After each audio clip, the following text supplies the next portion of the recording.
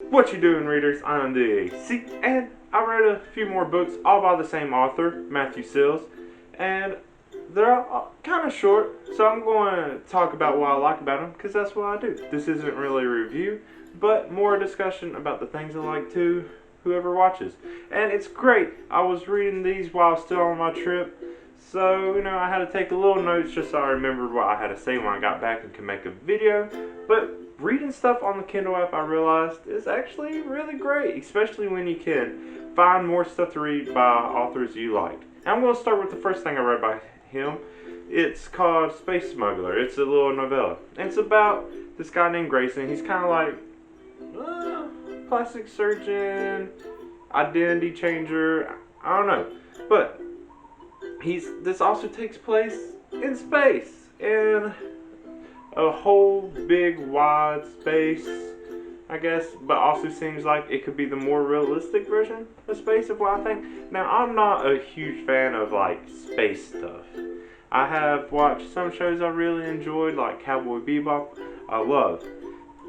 Now, the reason I really like this story though is because he makes space seem like a realistic achievement. It doesn't make it sound so bizarre, like out of this world or whatever, but he also makes it seem like it is a huge place. It is more realistic with the way he makes space travel seem. And I really appreciate that, and that's what really made me like this story. But besides that, yeah, the main character is named Grayson. He ends up taking up this little job from a friend that he was a student with named Benedict.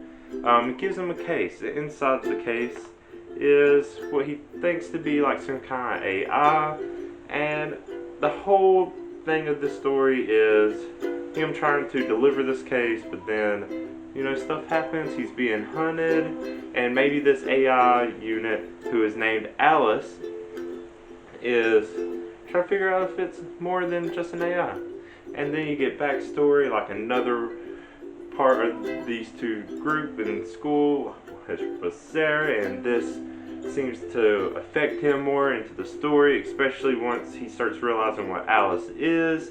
And it's all about identity change, all about trying to convert identity into another body kind of thing. It's a really interesting story, and Face Smuggler is very great title for this, even though maybe it's not entirely accurate because there's no face itself being smuggled. But if you actually read the story and you know these characters, it makes sense. I get nitpicky on titles sometimes, but that's because I can never think of my own that well. I don't like the titles I give things, and when I do find titles I do like, I like the thought behind it.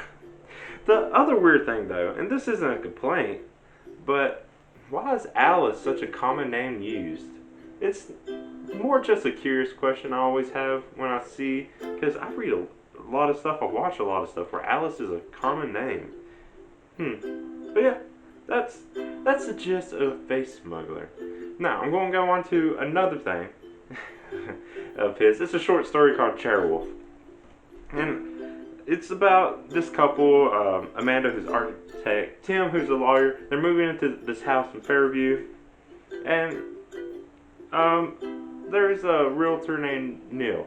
Now, if you think about the title Chairwolf, also important, this one is very literal. Neil, you find out, is a werewolf hunter, and that's because I guess the chair turns into a werewolf. It's in the short story, or on the cover, it's like a weird short story. The story itself isn't weird, I don't think. I think it's the idea of a werewolf chair is weird. But, it's an amusing little tale. It's really short, and it's actually really good. It's not silly like you would think it would be. It is actually a little cool idea.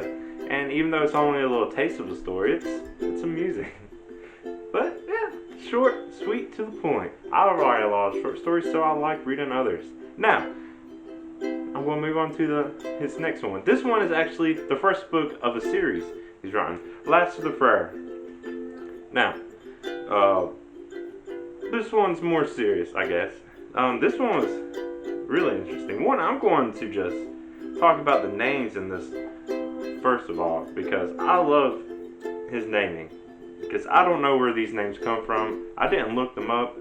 But if they were made up, I could see that being a thing, and I love names that are made up. If they're not made up and are based off of some kind of other language that I don't bother to get familiar with, they're cool names anyways. But, so the story's about this girl, woman, female named Ylva. Ylva. I guess that's how you say it. Yeah, and like the title, she is the last of the Freyr house because her older brothers died.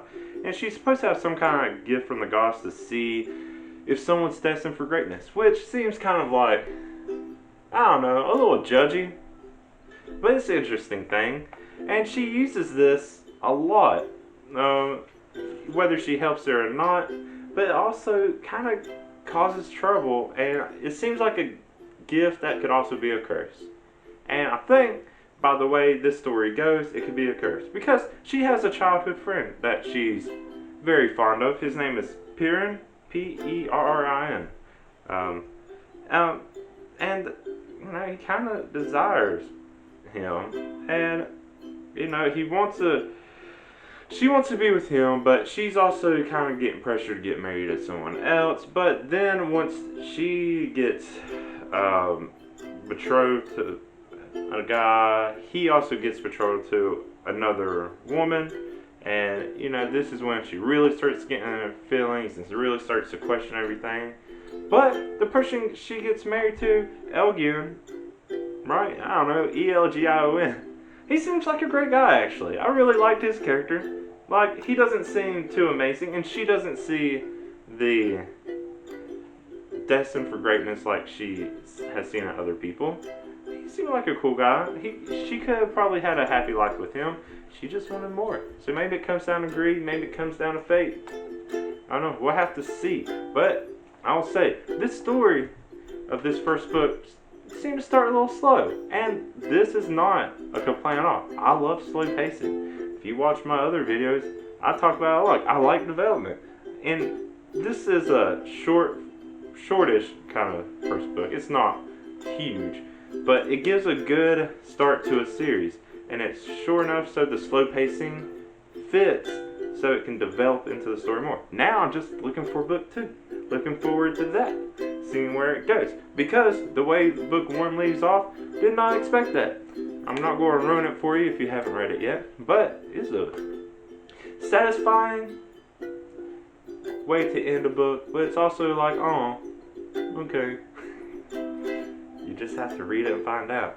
But, what do you think? These 3 things I read about Matthew Sills. Have you read any of them yet? Let me know if you have. Let's talk about it. Because I'm trying to be less spoilery, even though I do want to talk about things I like. That doesn't mean I have to run through point by point of each book. But yeah, let's talk about some books. Let's talk about what you're reading. But thank you for watching. If you like this video, like what I say, like how I review / discuss more discussed books, go ahead and like this video. You want to see me doing more? I do at least 1 book, 1 series, something like that every week. Go ahead and subscribe to my channel. You can see when all that comes out. Until next time, thank you again for watching. I'm the AC, and bye.